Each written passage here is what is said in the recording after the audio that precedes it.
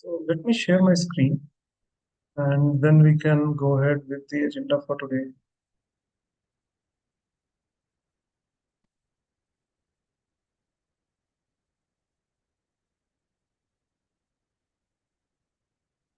So as usual, before proceeding, I dedicate this session for the pleasure of my spiritual master and my spiritual grandfather, uh, Srila A.C. Bhaktivedanta Swami Prabhupada, Srila Prabhupada ki Jai. Whatever I am going to do, I will simply repeat what I have learned in the lectures of Srila Prabhupada. I'll simply repeat what I have read in the books of Srila Prabhupada. And I'll simply repeat what I have learned from my Siksha Gurus and the Guru Parampara of ISKCON.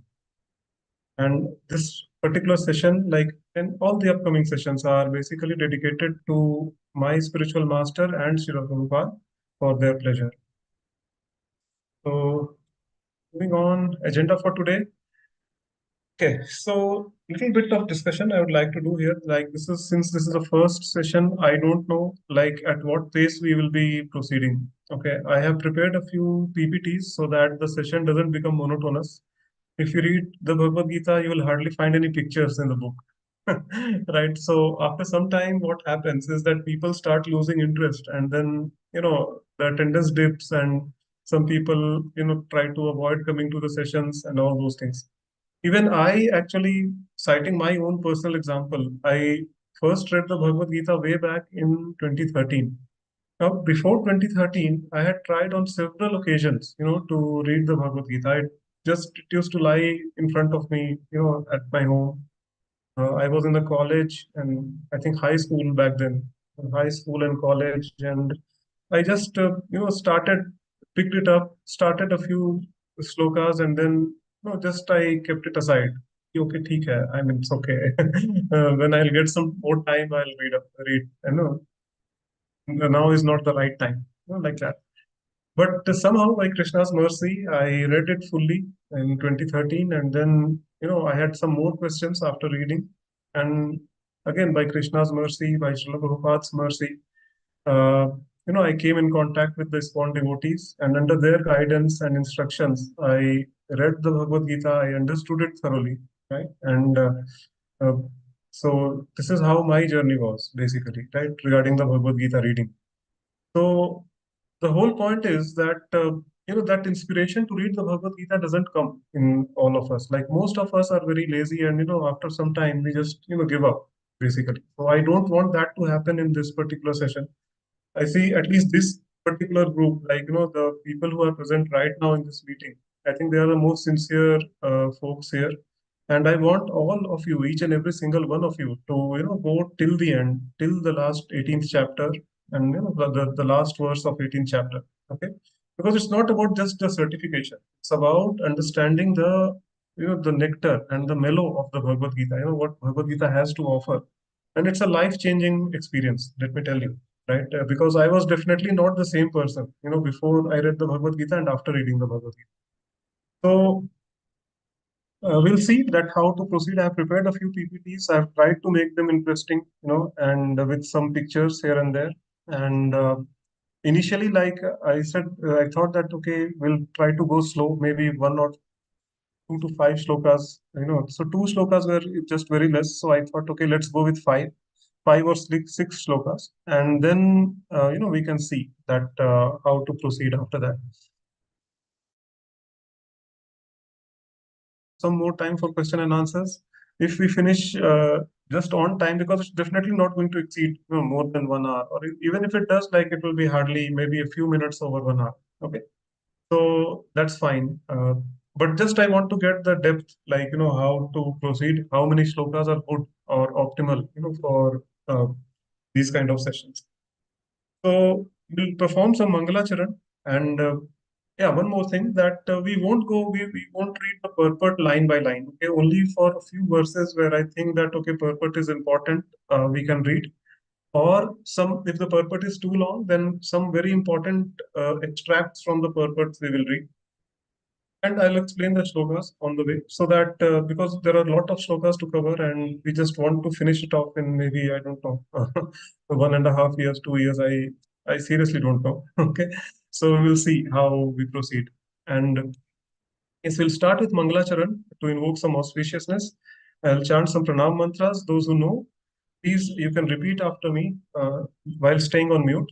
And those who don't know, just try to listen to these mantras because listening is also very, very purifying.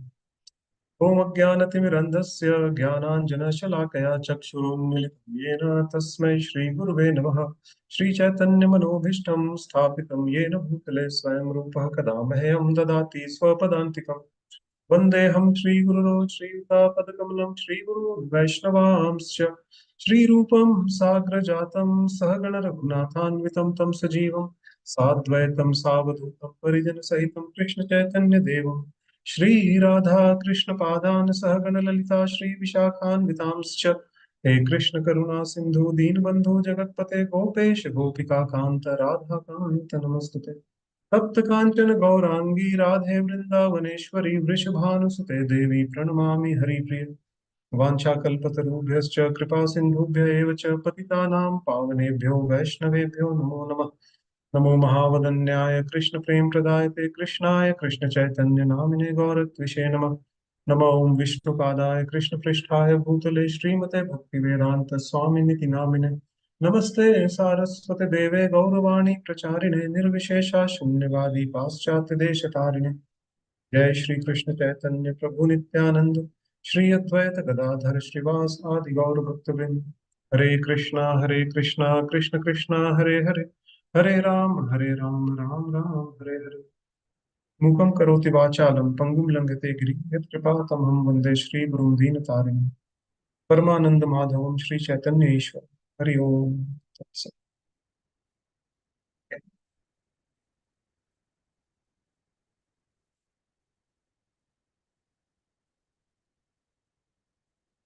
Meenu Mataji has also joined us. That's nice. Yeah. Hare Krishna Prabhuji. Hare Krishna Mataji. Okay, so start reading then. And we'll assess that how much time it takes, and then accordingly we can increase or decrease the number of shlokas, okay, in the subsequent sessions. So let me see. We go alphabetically.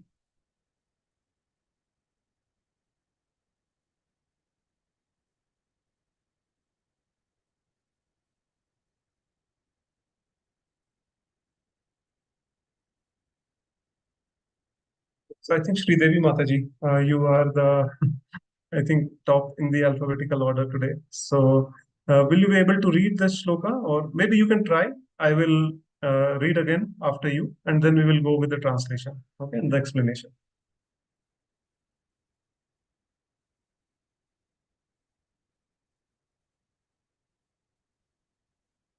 Sri Devi Mataji. I can go, Okay. Prabhuji, if you don't mind. Yes, Mataji, please go ahead. Please go ahead. Yeah. Dhritarashtra उच्चाव धर्म क्षेत्र Kurukshetra Samaveda युयुत्स mama का पांडवाशैत्व किम कुर्वत सज्जव. Sanjaya. Okay. Sanjaya. I'll repeat again. Dhritarashtra uvacha धर्मक्षेत्रे कुरुक्षेत्रे समवेतायुयुत्सवः मामकः पांडवाश्चैव किं कुर्वत Sanjay. Okay, so the translation. Yeah, you can read the translation also, Mataji. Okay.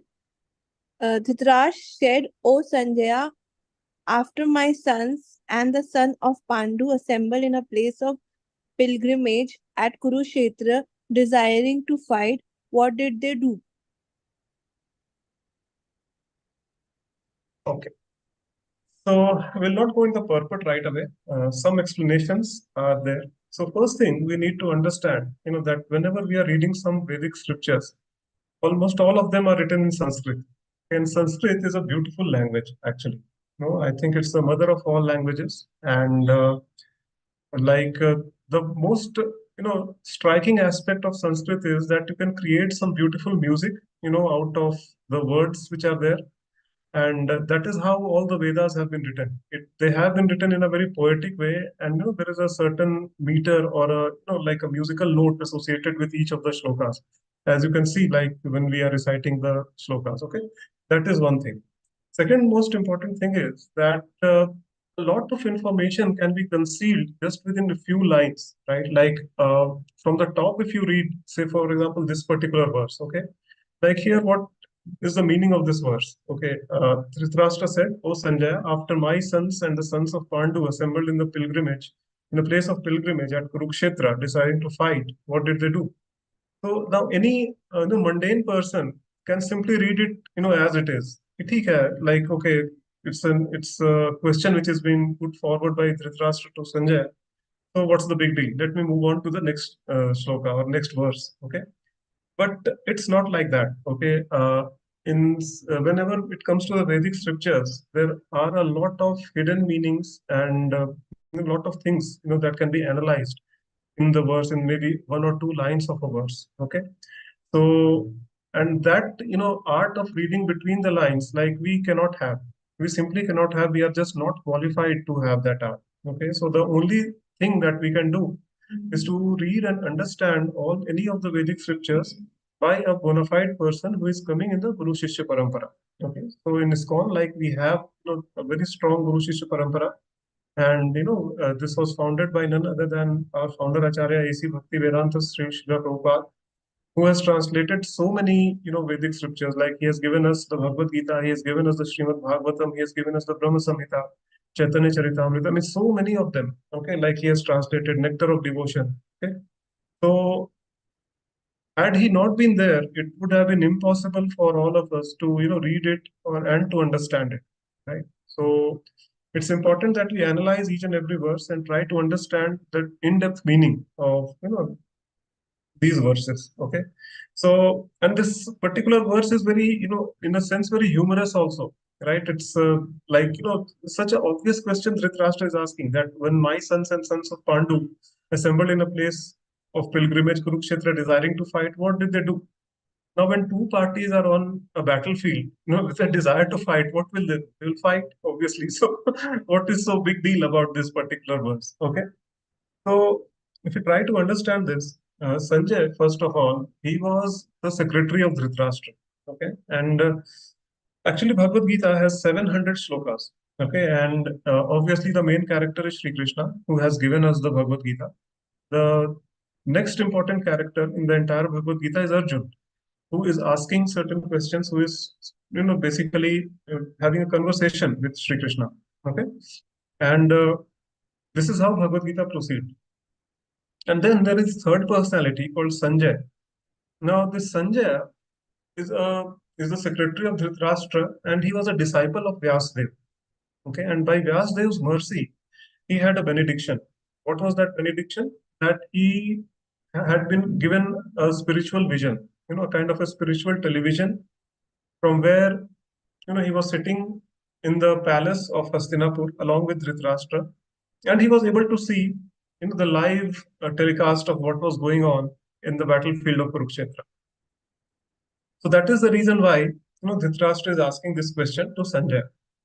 And out of 700 shlokas, only one shloka, that is this particular shloka, has been spoken by Dhritarashtra, who was the king of, or the caretaker king of Hastinapur, and he was the basically father of all the Kauravas. Kauravas were headed by Duryodhana. So this all actually the reason why now we will try to understand why Dhritarashtra is asking such an obvious question. What was going inside his mind, basically? Excuse me. Give me a second.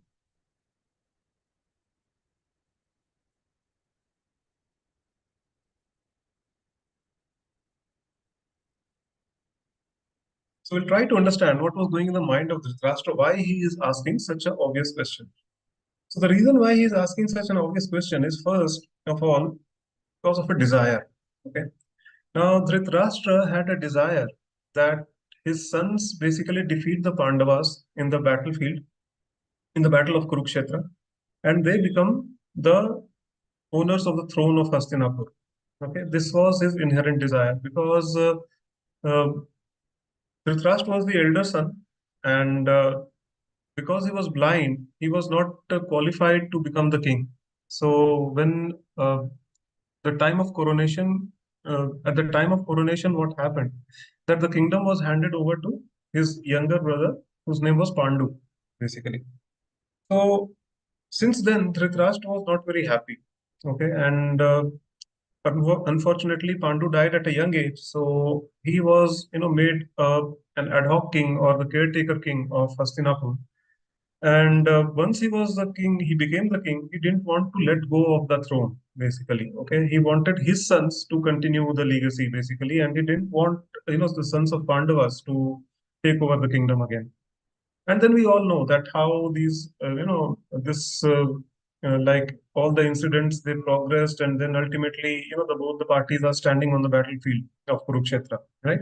So first reason was the desire of Dhritarashtra that he didn't want Pandavas to take over the kingdom, and second, he was already fearful.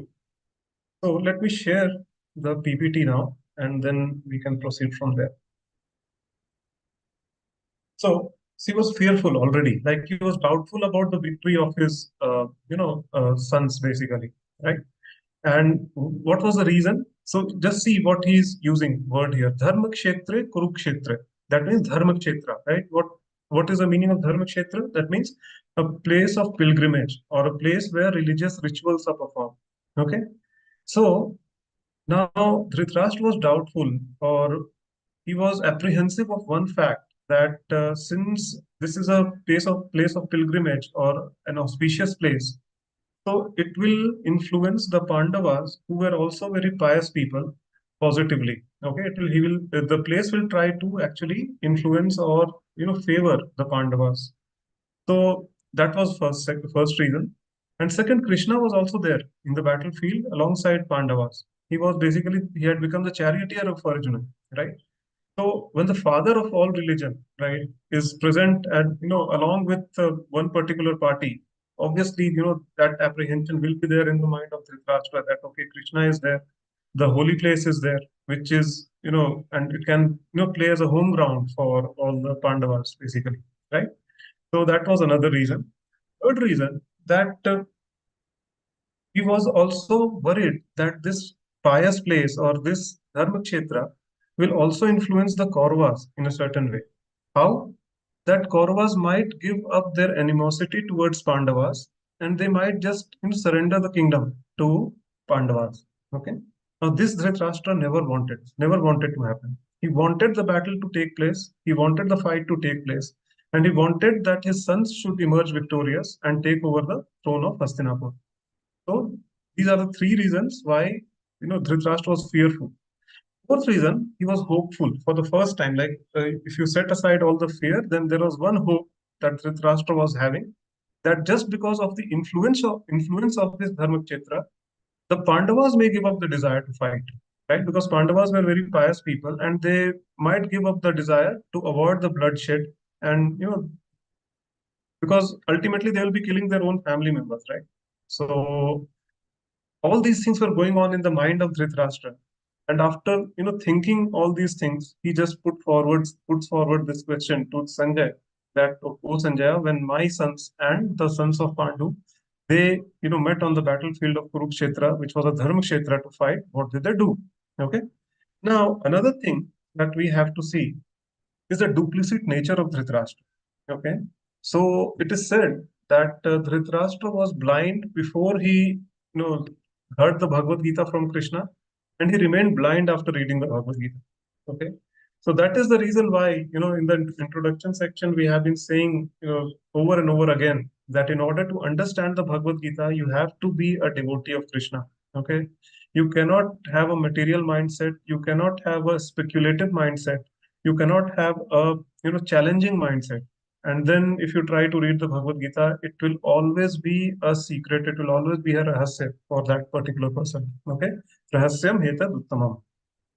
So Dhritarashtra actually never understood, the Bhagavad Gita as a devotee of Krishna, and that's why he remained blind even after hearing the Bhagavad Gita.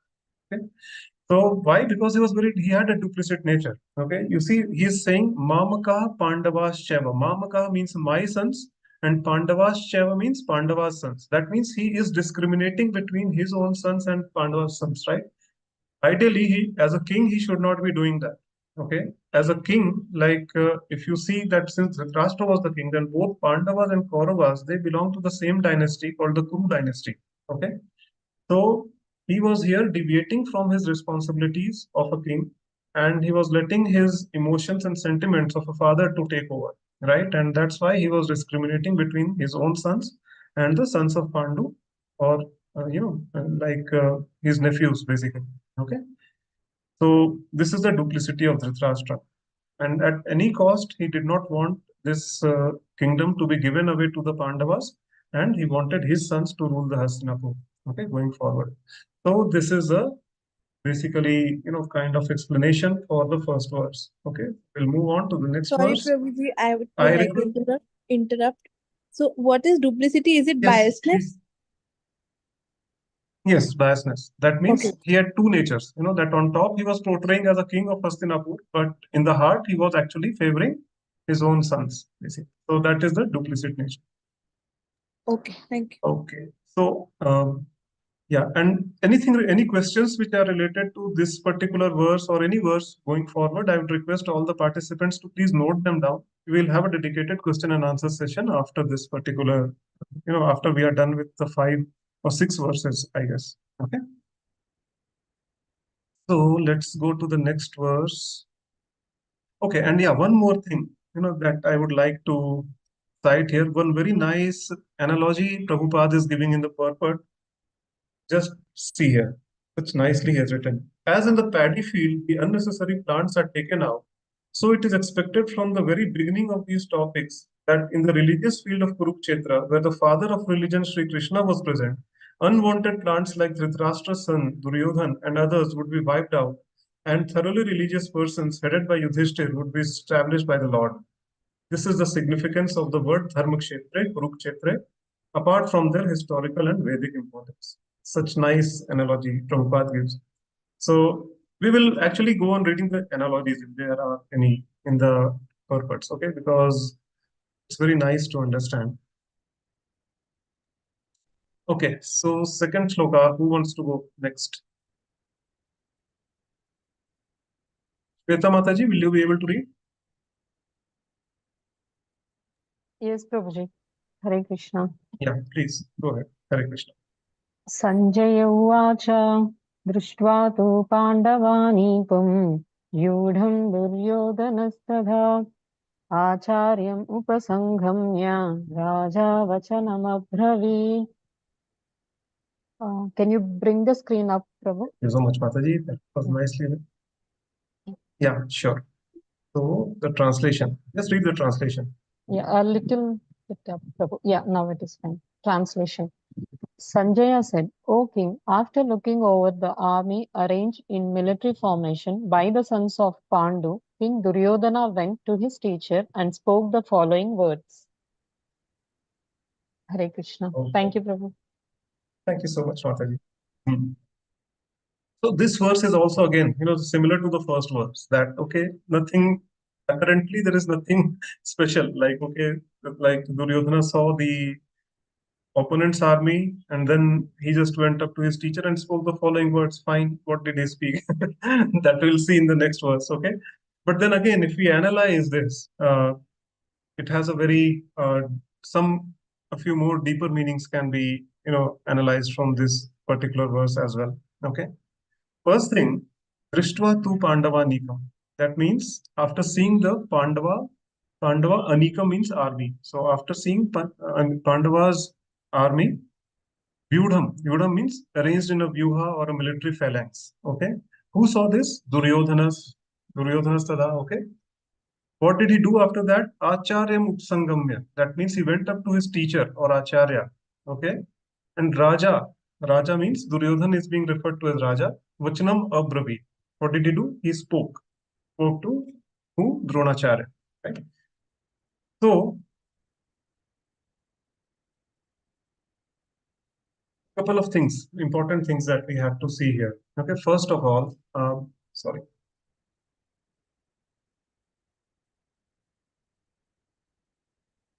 Yes. So first of all, when this battle of Kurukshetra was about to start, okay, both Pandavas and Kauravas were trying their level best to basically what had happened that this was not an ordinary war.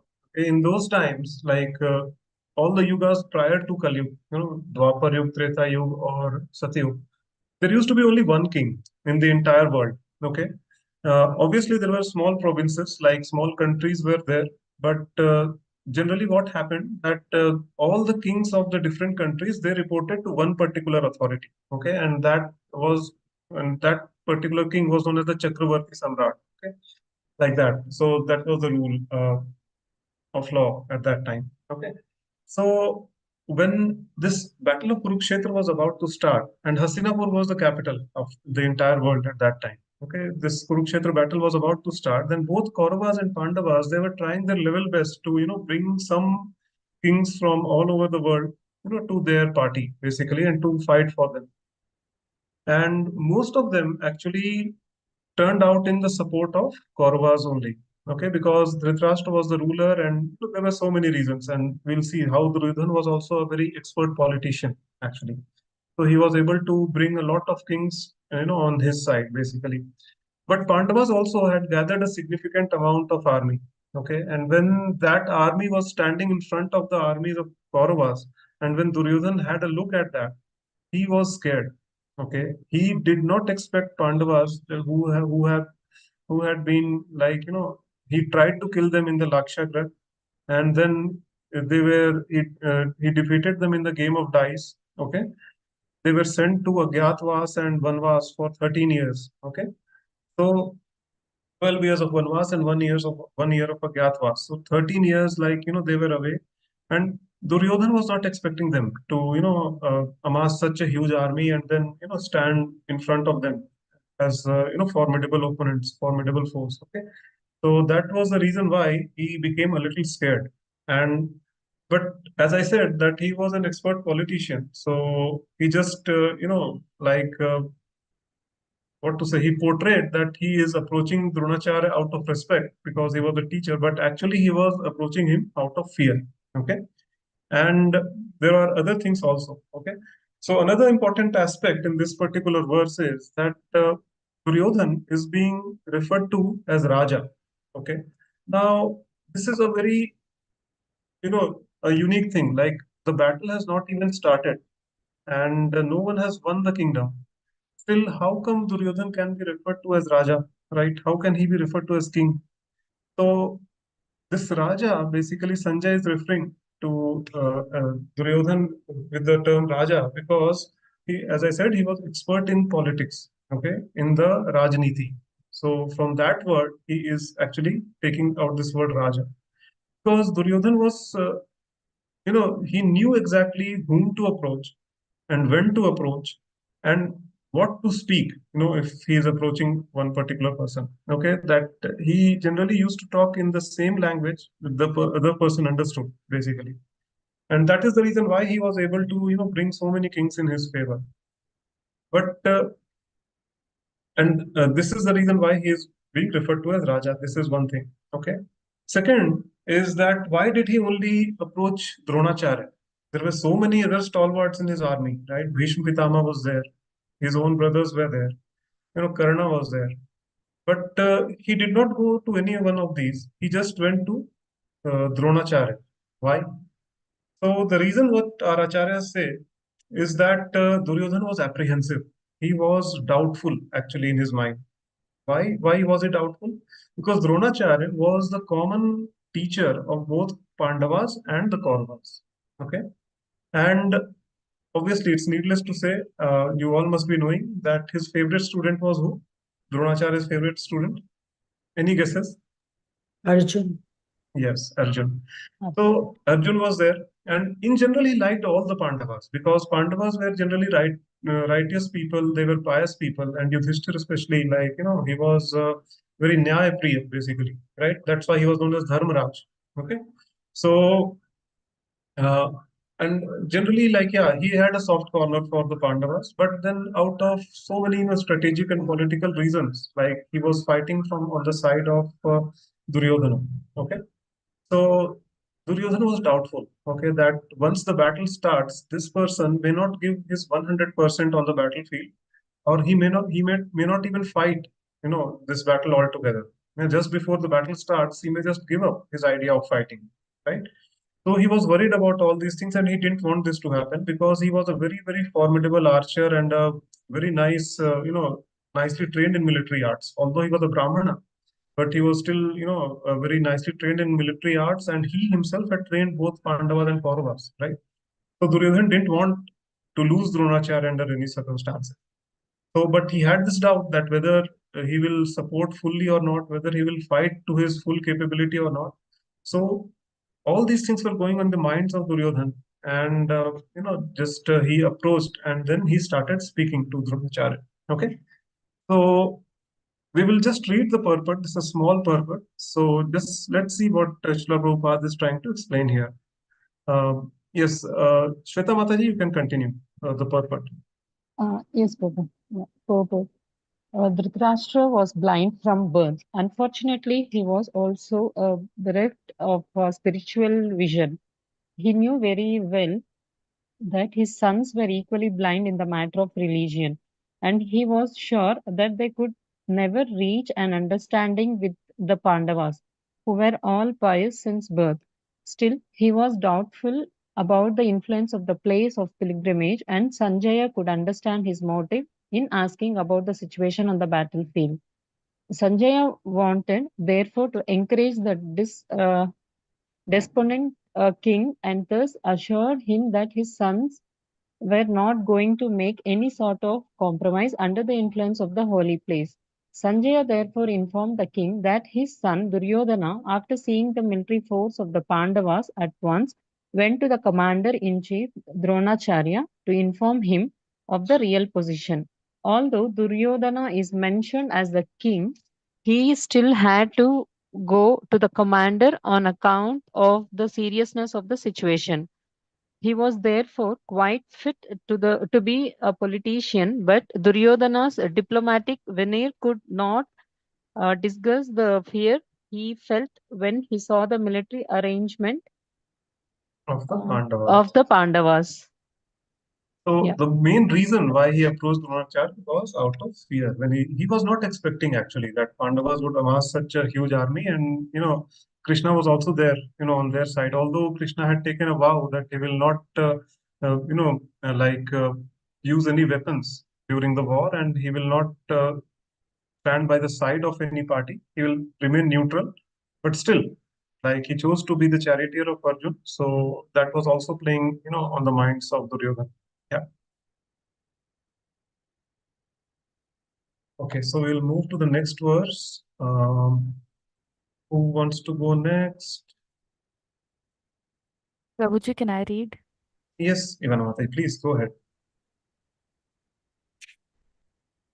पाश्चातं पाण्डुपुत्रम् आचार्यमहितं कवं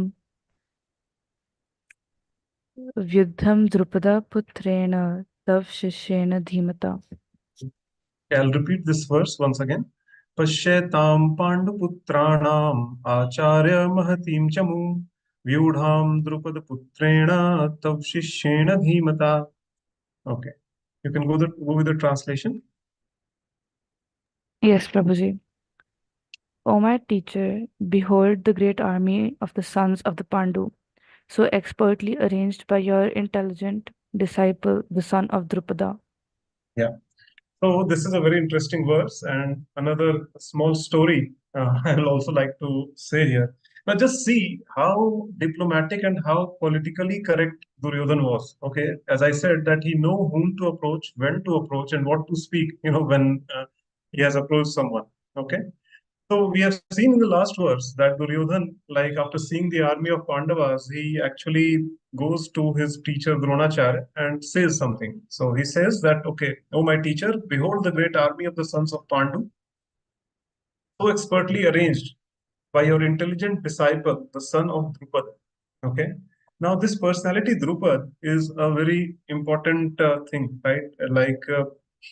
Duryodhan is actually using Drupad as a tool to incite anger, within Dronacharya, right? Because as I said earlier, that he was apprehensive in the beginning, that Dronacharya may not fight because of the soft corner that he had for the Pandavas. Okay, either he may not fight to the best of his capability, or he may not fight at all. He may give up fighting, even before the battle started.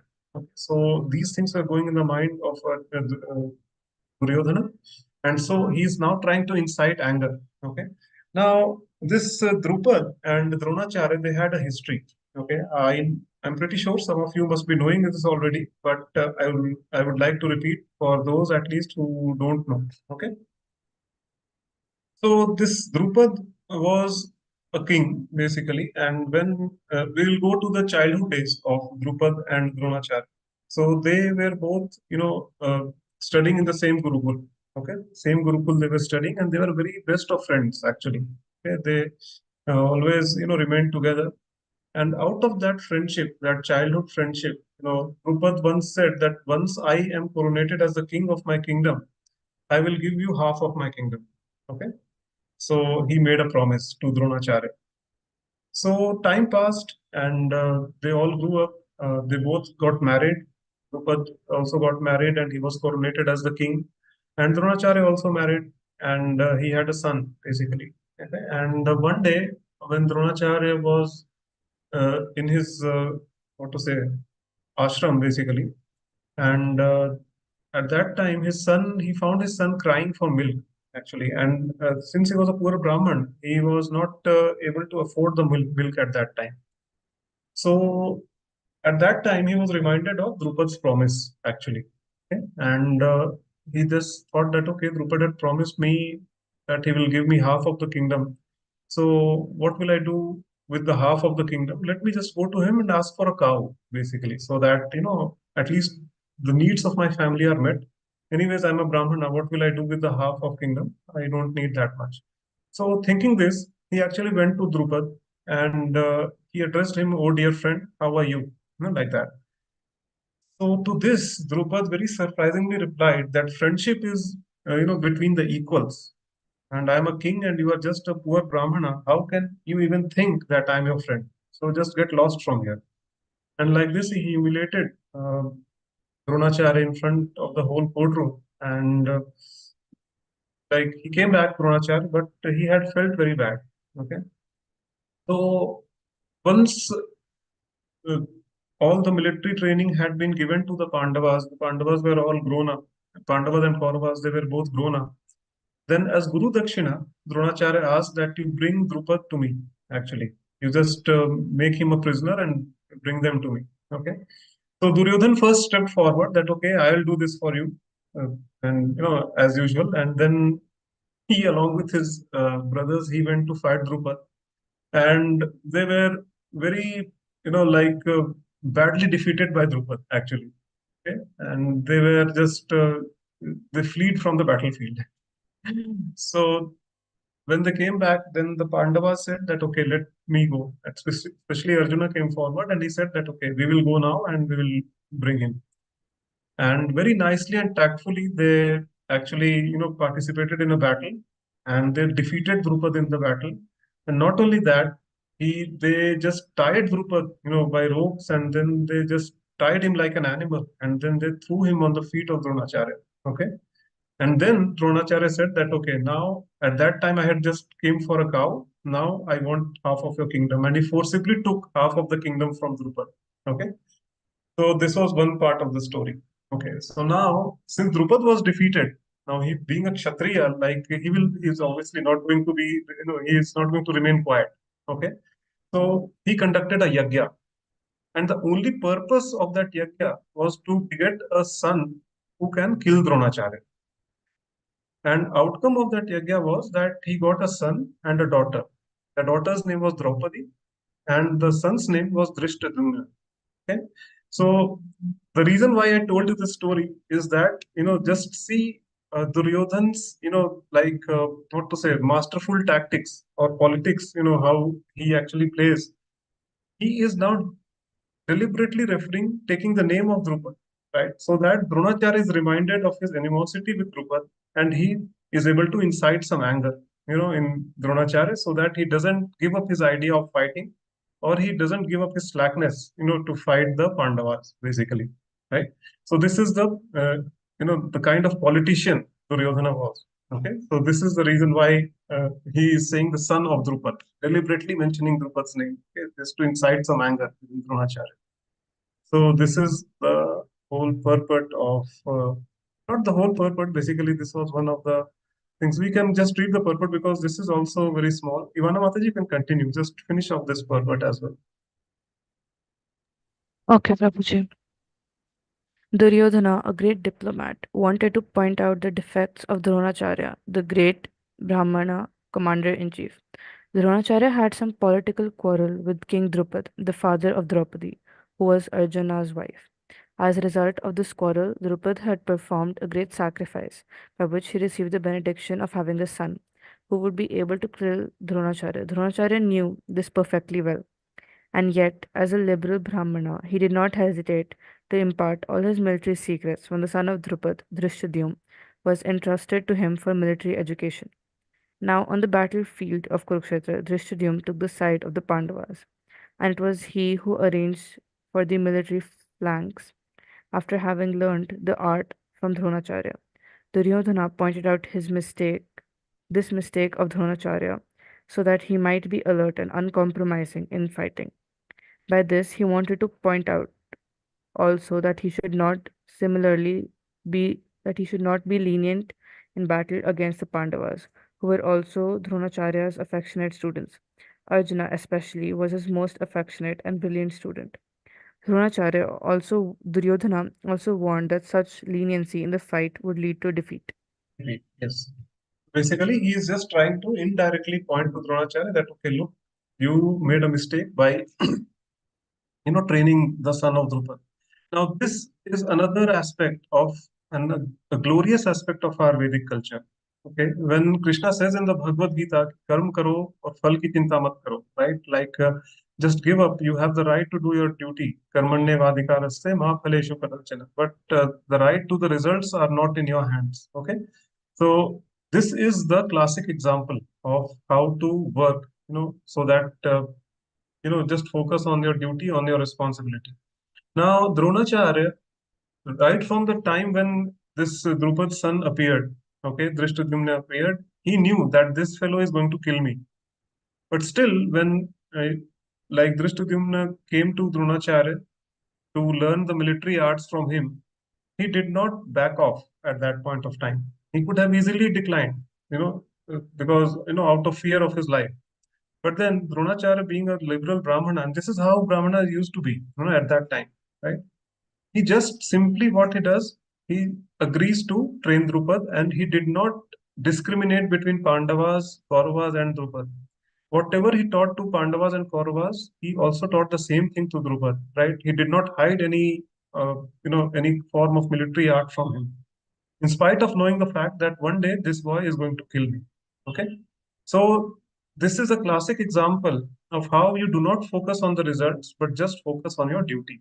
Okay, and Dronacharya has set that example, by doing that. And a nice analogy, which our acharyas, give, is that of the sun rays and the Brahmana. Okay, in a Brahman, how they worked actually previously. So as the sun rays, what happens? Sun rays does not discriminate, to throw the sunlight on the house of a pious person and on the house of a thief. Okay, sunlight is equally distributed in all the households, basically, right?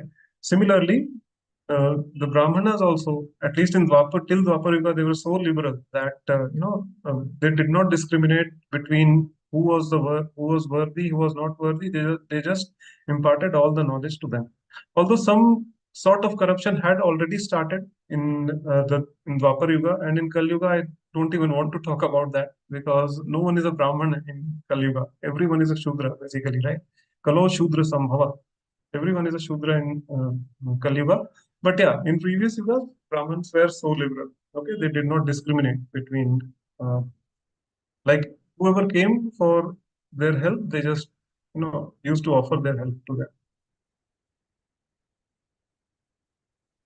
Okay. Fourth verse. Vasavi Mataji, would you like to read?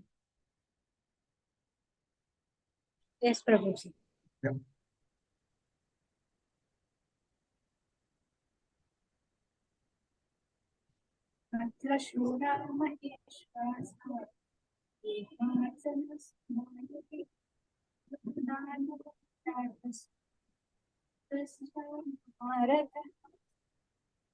Okay. So your voice was very your voice was very feeble. I will just repeat the verse once again. Atra shura maheshvasa bhimarjuna samayudhi yuyudhano viratascha drupadascha maharatha. So yeah, you can read the translation. Here in this army are many heroic bowmen equal in fighting to Bhima and Arjuna. Great fighters like Yuyudhana, Virata, and Drupada. Yeah. So Duryodhana is he speaks further, naming some new personalities here. Like he knew that okay, Bhim and Arjun are definitely two stalwarts in the Pandavas army, and then Yuyudhana, Virata, and Drupada. Okay, again he's taking the name of Draupad. No, Drupad himself. Okay, that why? So that he can incite that anger, within Dronacharya. Now, another important thing, we'll share the PPT and we'll see.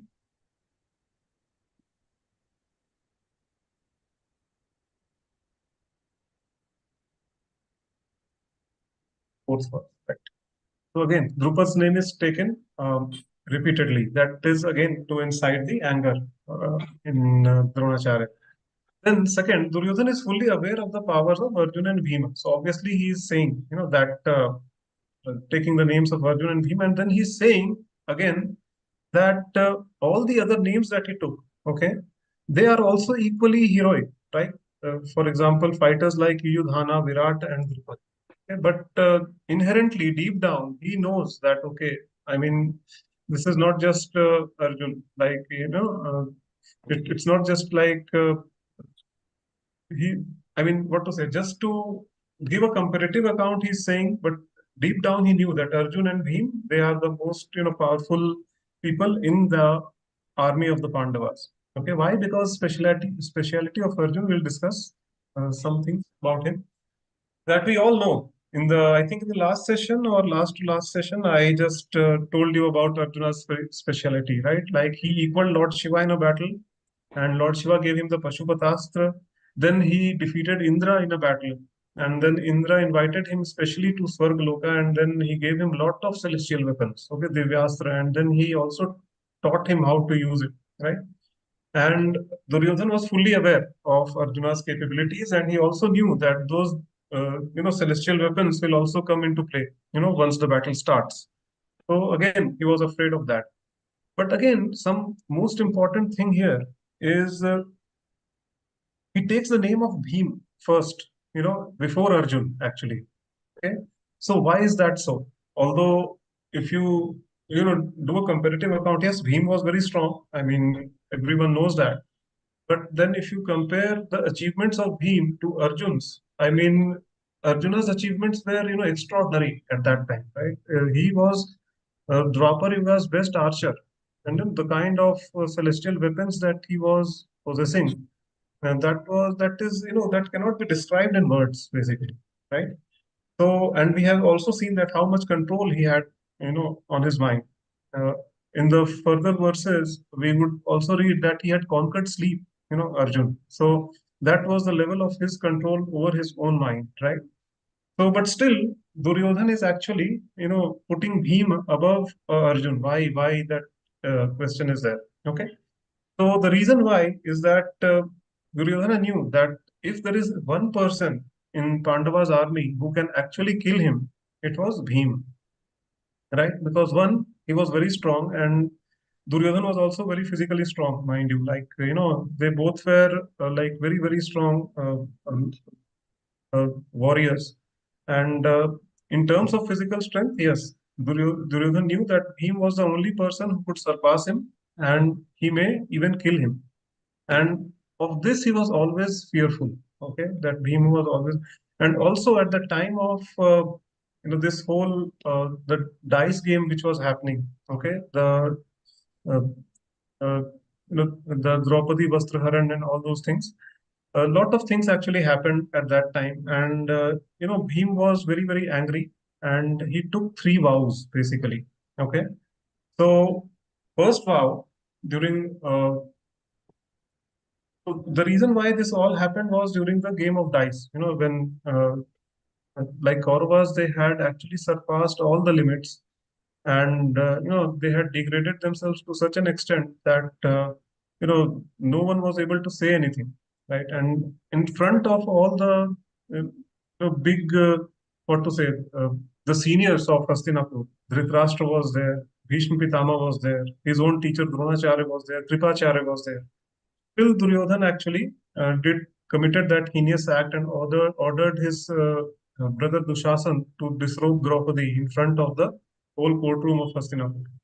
So when this all things took place, Bhim was, I mean, needless to say, he was extremely infuriated. Okay, he wanted to rip apart Duryodhan then and there. Okay, but he was stopped by Yudhishthir because that was against the dharma or against the religion at that time. So, and then after that, Pandavas were sent to the forest as Vanvas, and then they remained in Agyatwas for another year. So 13 years, this anger was boiling, within him, and he was just, ready to let loose his anger on each and every person in the Kauravas army. Okay, and Duryodhan was fully aware of this, and he was very afraid of Bhima. Okay, so that is one of the reasons why he is putting Bhima before Arjun. And when this Draupadi's Chirharan actually happened at that time, so Bhima actually took three vows. Okay, first vow he took was that he will kill all the sons of Dhritarashtra, all the 100 sons of Dhritarashtra he will kill. And the interesting thing is to aid to this vow that he had taken, whenever in the battle of Kurukshetra, whenever the Pandavas used to capture one son of Dhritarashtra, one Kaurava, they would not kill him. They would bring him to Bhim, or Bhim would come there and then he would kill him. Okay, so that his vow was taken care of. And then second vow, which and he actually did that. Bhim actually killed all the sons of Dhritarashtra. Okay, so that was first vow. Second vow was that he had taken a vow to break the thigh of Duryodhan. Why? Because during the Vastraharan, when that was going on, Duryodhan had uncovered his thigh and he had kind of gestured towards Draupadi, like tapping on his thigh and just asking her to come and sit on his lap, basically, because she was meant for his enjoyment. This kind of statement he had made in the courtroom of Hastinapur.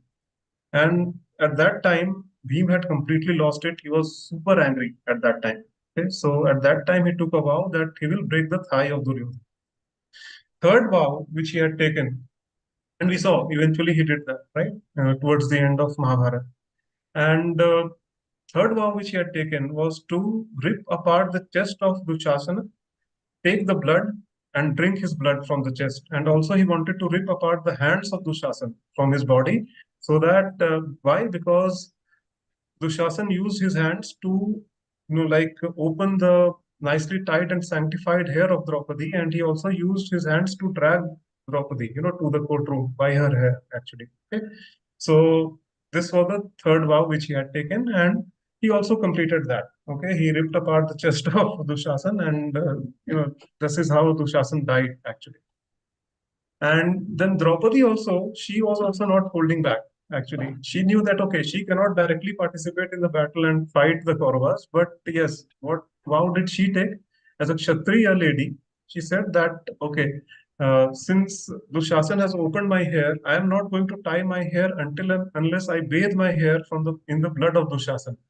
So just see, like, that Kshatriya blood was there in her also. And actually, when Bhim killed Dushasan, he brought a handful of Dushasan's blood to Draupadi. She poured it on her, hair, and then she started tying her hair. So this is the Kshatriya spirit. I mean, interesting to hear, but very difficult to understand. So these are some of the important points from this particular purport, this particular verse, actually.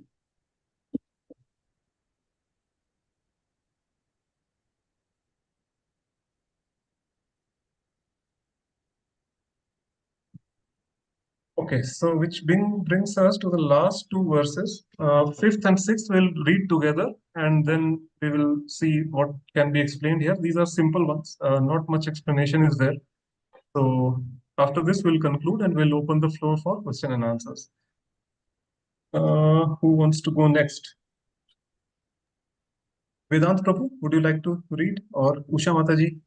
Usha Mataji has turned on her video. Okay, Mataji, you are speaking on mute.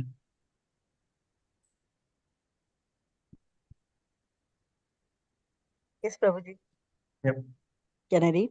Yeah, you can read the fifth verse and Vedant Prabhu can read the sixth verse. Okay?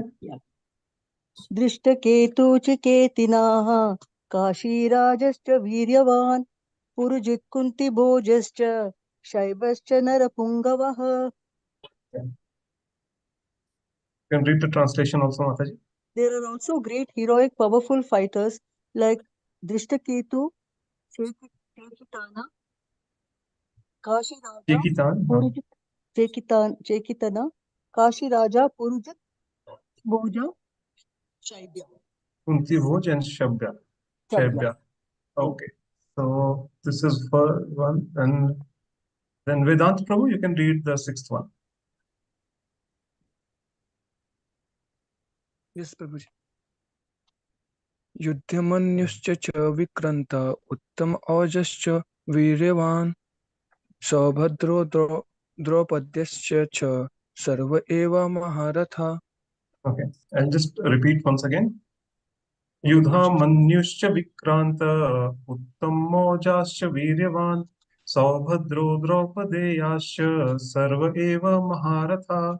So basically, what Duryodhana is doing is he's pointing out to all the stalwarts in the Pandavas army. Okay, so yeah, you can read the translation, Prabhu. Yes, Prabhuji. There are the mighty Yuddhamanyu, the very powerful Uttam Aja, the son of Subhadra and the sons of Draupadi. All these warriors are great chariot fighters. So, nothing much to describe here, but about the chariot fighters, I would like to give you some concept on that. So,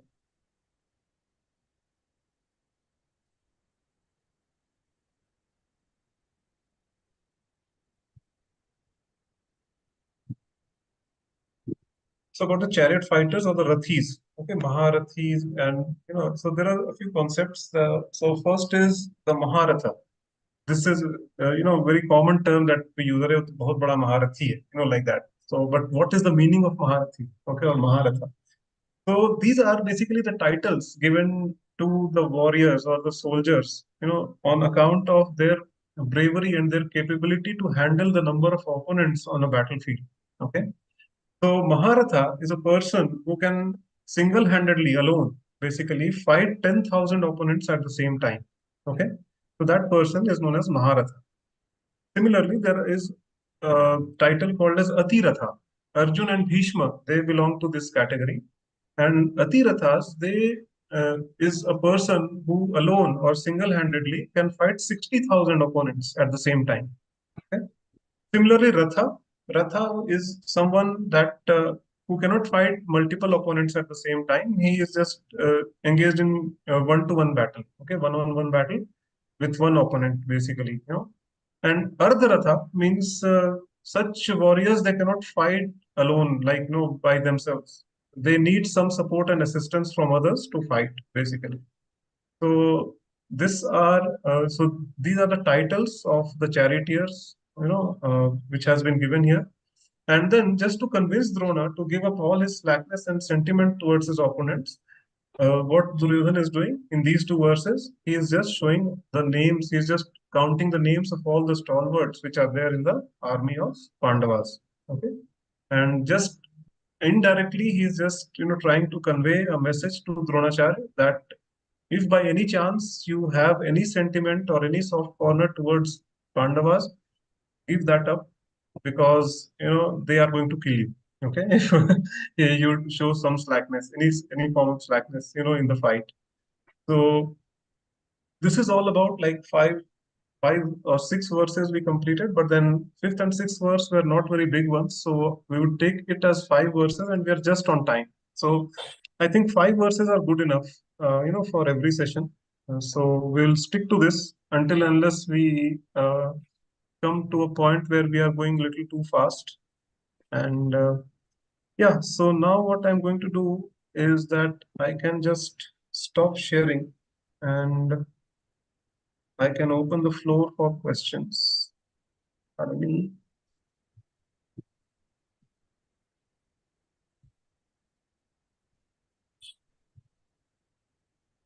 Yes. So, Prabhuji, my first question is like examples of Maharatha, like who all were the Maharathas in the battle? Yeah, I think it has been mentioned. Drupad was one. Uh, Let me check one second.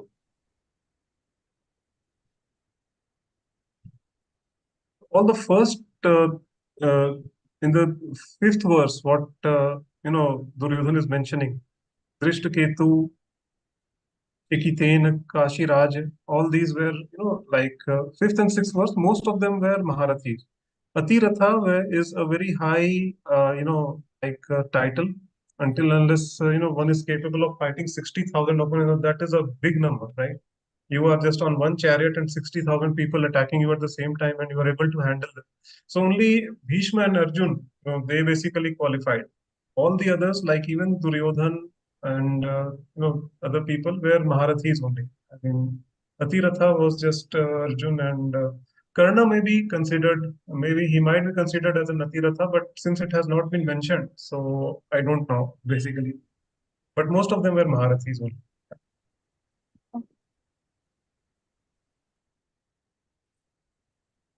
Any other questions or any other realizations? Is this the way you are liking these sessions, like in this way, or do you have any other suggestions? I mean, I'm open to anything. Yeah.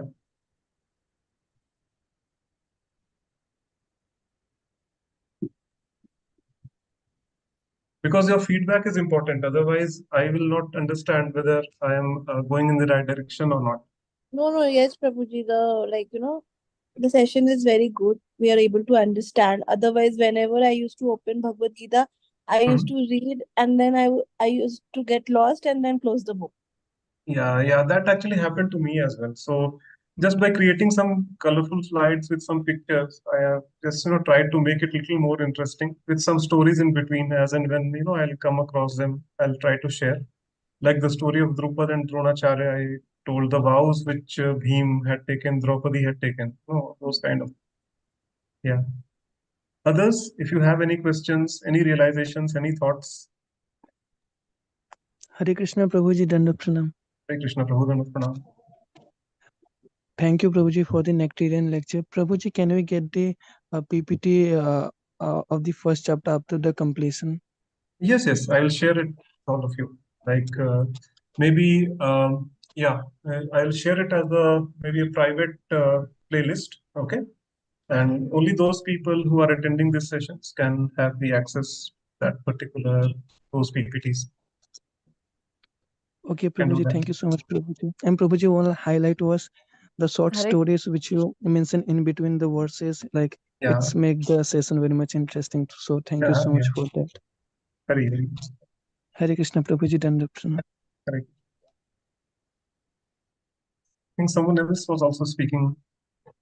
Yeah, Hare Krishna Prabhu. This is Shweta actually. Prabhu, just one concern from one request from my end actually. Mhm. Uh, Please forgive me if it is offensive. Actually, what I feel better is if you are repeating the sloka. I mean, if you are reciting the sloka, and it is good for us to repeat after you, Prabhu, because Okay.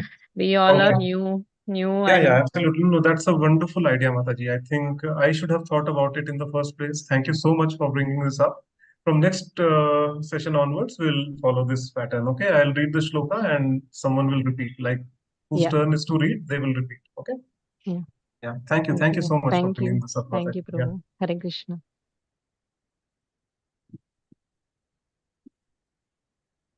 Okay. So if we don't have any questions, then we can end the session here and see you again in the next session. And please stick around. I think I have a lot of hopes from the people who are attending these sessions regularly.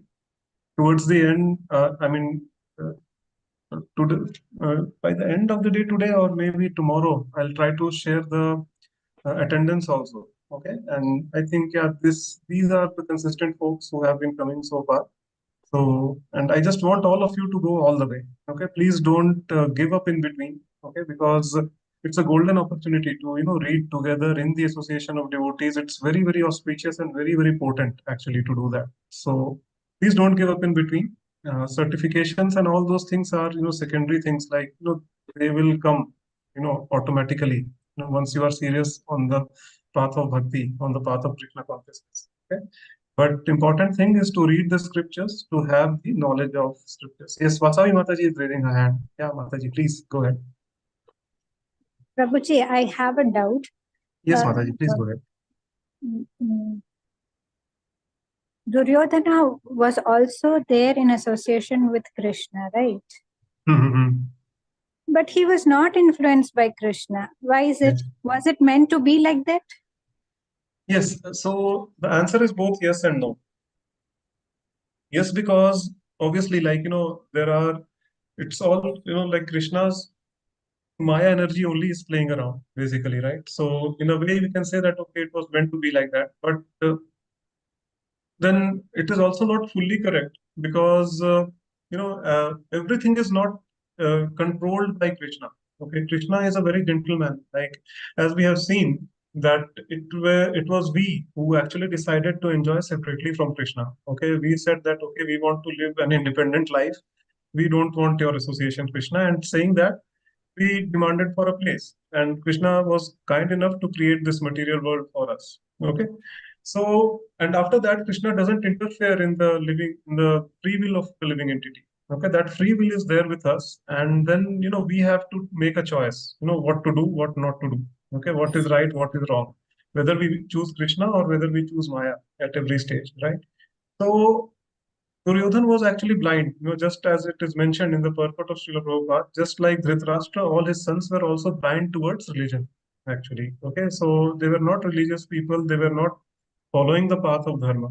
They chose not to follow the path of dharma, right? In spite of Krishna being there. And see, so many things they had already tried. I mean, it's not that, this battle of Kurukshetra was about to happen right from the day one. Okay. Before that, right from the childhood, Duryodhan tried to kill Bhima by giving him poison, okay, in a cake.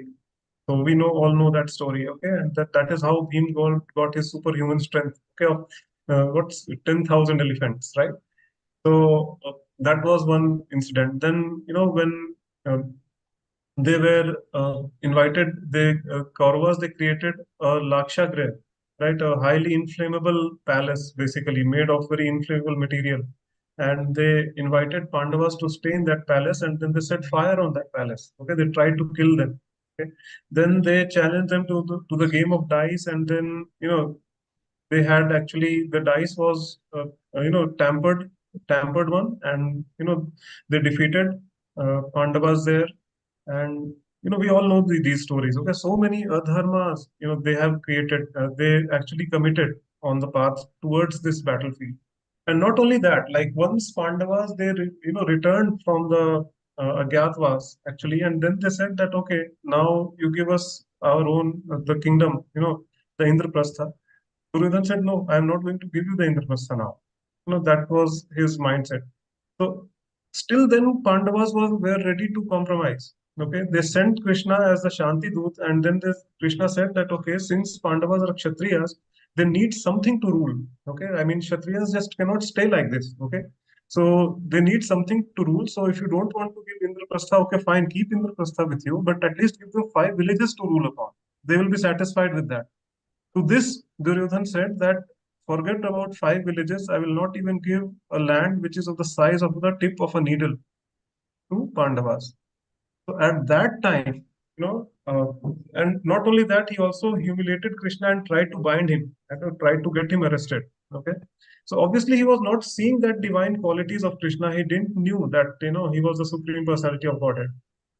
Because to see that, to have that vision, like you have to be a very pure person from your heart. Okay, only then Krishna will reveal yourself to you, and we'll read in this Bhagavad Gita, right? That Krishna is saying that for most of the people, I am just covered by the Maya Shakti. Only those who are very pure people, who have a pure heart, they will be able to know me as I am, the Supreme Personality of Godhead. And in that also he showed not the Virat Roop, he showed some other, celestial form. And that form was visible only to Bhim and Kripacharya, right? Sorry, Bhishma and Kripacharya, right? When Duryodhana was trying to arrest Krishna, okay, at that time.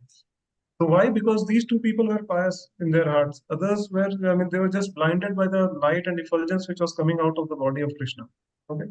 So yes, Krishna doesn't interfere in the free will of the living entity. So it is not that everything is decided or pre-decided. Okay, we are basically brought to some of the junction points, and at that junction point, you have to make a choice.